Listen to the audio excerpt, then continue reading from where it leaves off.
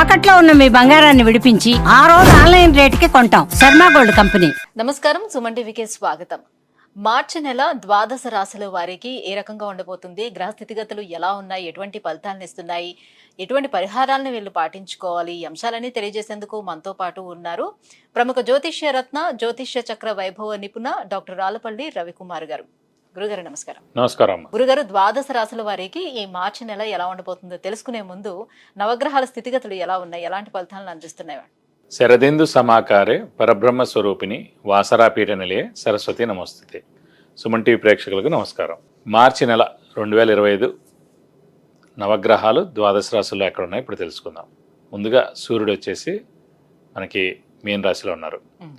అలాగే కుజుడు మనకి మిథున్ రాశిలో ఉన్నారు. అలాగే రాహు వచ్చి మనకి మీన రాశిలో ఉన్నారు. గురువు మనకి వృషభ రాశిలో ఉన్నారు. శని స్వస్థానమైన కుంభరాశిలో ఉన్నారు. బుధుడు నీచస్థానమైన మీన రాశిలో ఉన్నారు. కేతు కన్యా రాశిలో ఉన్నారు. శుక్రుడు మటుకు మీన రాశిలో ఉచ్చస్థానంలో ఉన్నాడు. కాబట్టి ఒకటి స్వస్థానం శని, శుక్రుడేమో మనకి ఉచ్చస్థానంలో ఉన్నాడు మీనంలో. అలాగే నీచస్థానమైన మీనంలోనే బుధుడు కూడా ఉన్నాడన్నమాట.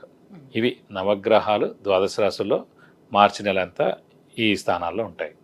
గురుగారు, ఈ మార్చి మాసం కర్కాటక రాశి వారికి గ్రహాల స్థితిగతులు ఎలా ఉన్నాయి? కర్కాటక రాశి అనగానే మనకి పునరోసు 4వ పాదం, పుష్యమి 1, 2, 3, 4 పాదాలు, ఆశ్లేష 1, 2, 3, 4 పాదాలు మనకి కర్కాటక రాశిలోకి వస్తుంది. ఈ రాశి వారికి అష్టమ శని దేవుడి దళ ఈ నెలతోటి వెళ్ళిపోతుందని చెప్పుకోవచ్చు. మార్చి నెల ఆఖరికి మనకి అష్టమ శని వెళ్ళిపోతుంది. కాబట్టి వెళ్ళిపోతూ ఖచ్చితంగా మేలు చేస్తుంది. ఇంకా రాబోయే రోజులన్నీ కూడా చాలా ఉన్నతంగా ఉంటాయని చెప్పుకోవచ్చు. కాబట్టి ఈ అష్టమ శని ఎఫెక్ట్ తోటి గత 2.5 సంవత్సరాల నుంచి ఇంపాక్ట్ చాలా ఎక్కువగా ఉంది. ఇప్పుడు మనం కేసీఆర్ గారిని చూసుకున్నా కూడా ఈ కర్కాటక రాశి వల్లనే పాపం ఆయన సీఎం పదవి కోల్పోవాల్సి వచ్చింది, స్థానచలనం అవ్వాల్సి వచ్చింది, అనారోగ్యం అవ్వాల్సి వచ్చింది. ఇవన్నీ కూడా అన్నమాట. అక్కడికి ఏంటంటే అండి, కర్కాటక రాశి అధిపతి చంద్రుడు గ్రహానికి మటుకు ఎవరు శత్రువులు లేరు. శత్రువులు ఎవరు లేకపోతేనే కూడా అంత ఇంపాక్ట్ చూపించింది అన్నమాట మామూలుగా అష్టమ శని అనేది. కాబట్టి వెళ్ళిపోతే తప్పకుండా మేలు చేసే వెళ్తుంది కర్కాటక రాశి. ఏలినాటి అర్ధాష్టమ శని వీటన్నిటికన్నా అష్టమ శని చాలా ఎక్కువ. అలాగేనండి, దేని దాందే ప్రాబ్లం అన్నమాట. అర్ధాష్టమ శని ఉందనుకోండి అదొక టైపు ప్రాబ్లమ్స్ ఉంటాయి. అష్టమ శని ఉందనుకోండి అదొక టైప్ ప్రాబ్లమ్స్ ఉంటాయి. ఏలినాటి శని 7.5 years లోపల ఎప్పుడైనా ఏదైనా ప్రాబ్లం రావచ్చు.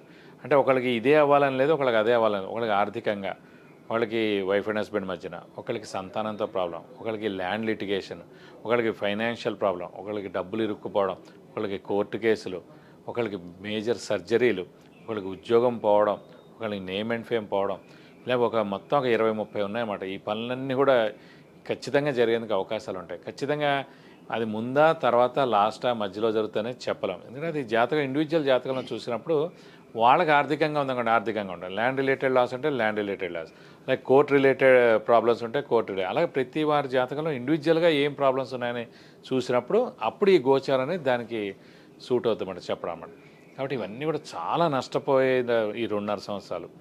నేమ్ అండ్ ఫేమ్ పోవడం, డబ్బు ఖర్చు అవ్వడం, అనారోగ్యం అవ్వడం, అలాగే మాటలు పడడం, నిందలు పడడం, షూరిటీస్ పెట్టడం వల్ల ఆ డబ్బులని ఇరుక్కుపోవడం, డబ్బులు ఎవరికో ఇస్తే వాళ్ళు ఎగ్గొట్టేయడం, ఇలాగే చాలా అన్నీ కూడా పడ్డారు కర్కాటక రాశిలో. ఎందుకంటే సాధారణంగా చంద్రుడు స్వస్థానం కాబట్టి చాలా స్మూత్గా, కూల్గా, కామ్గా ఉంటారు అన్నమాట. సో అలాంటి వాళ్ళకి ఇన్ని ఇబ్బందులు మటు ఖచ్చితంగా పడ్డారు వాళ్ళు. కాబట్టి అవన్నింటి నుంచి ఈ నెల ఆఖరి నుంచి వాళ్ళకి విముక్తి అవుతున్నారు.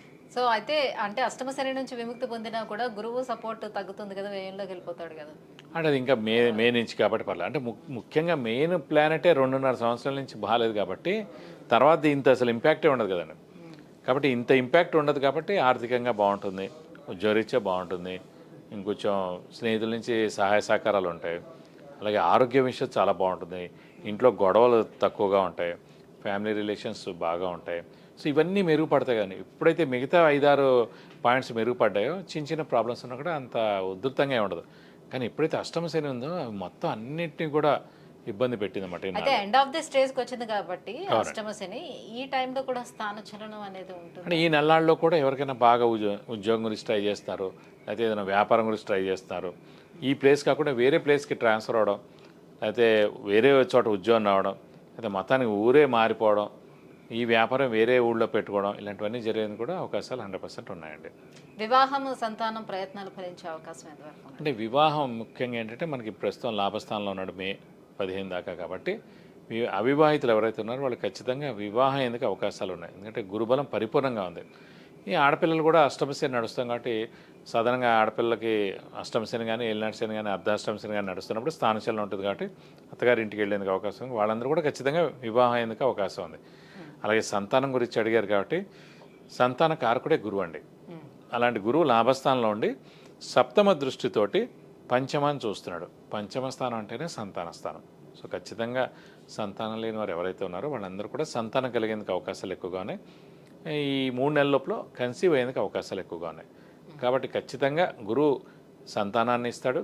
అలాగే వివాహం కాని వారికి వివాహం కూడా ఖచ్చితంగా చేసేందుకు అవకాశాలు 100% ఉన్నాయి. అయితే బుధుడు మీనరాశిలో నీచ స్థితిలో ఉన్నాడు కాబట్టి కర్కాటక రాశిపై ఎలాంటి ప్రభావం ఉంటుంది? కర్కాటక రాశి మటుకు తృతీయ వ్యయాధిపతి బుధుడయ్యాడు కాబట్టి అతను నీచలో ఉన్నా కూడా ఎక్కువ ఇంపాక్ట్ ఏమి ఉండదు. ముఖ్యంగా వీళ్ళకున్న ఇంపాక్ట్ మటుకు మెయిన్ అష్టమశని ఇంపాక్ట్ కాబట్టి ఈ నెల్లాళ్ళు మటుకు ఖచ్చితంగా శని రిలేటెడ్ పరిహారాలు పాటిస్తే సరిపోద్ది. అంటే ప్రతి శనివారం ఉపవాసం ఉండడం ఈ నెల్లాళ్ళు. అలాగే వీలైతే కనుక ఒక శనివారం రోజు రక్తదానం చేయడం. అలాగే ఆంజనేయ స్వామిని వెంకటేశ్వర స్వామిని ఎక్కువగా ఆరాధిస్తే చాలా మంచిది. ఆంజనేయ స్వామి అంటే మంగళవారం శనివారం ఆంజనేయ స్వామి టెంపుల్కి వెళ్ళి 40 ప్రదక్షిణాలు చేయడం. వెంకటేశ్వర స్వామి అంటే కనుక బుధవారం శనివారం వెంకటేశ్వర స్వామి టెంపుల్కి వెళ్ళి 40 ప్రదక్షిణాలు చేస్తాను మీకు అన్ని విధాలా మంచి చేయకూడదు. విద్య, ఉద్యోగం, వివాహం, వాహనం, ఆరోగ్యం, ఐశ్వర్యం వీటన్నిటి గురించి తెలుసుకోవాలంటే కింద స్క్రోల్ అవుతున్నటువంటి నెంబర్లకి కాల్ చేసి గురుగారి అపాయింట్మెంట్ పొందవచ్చు.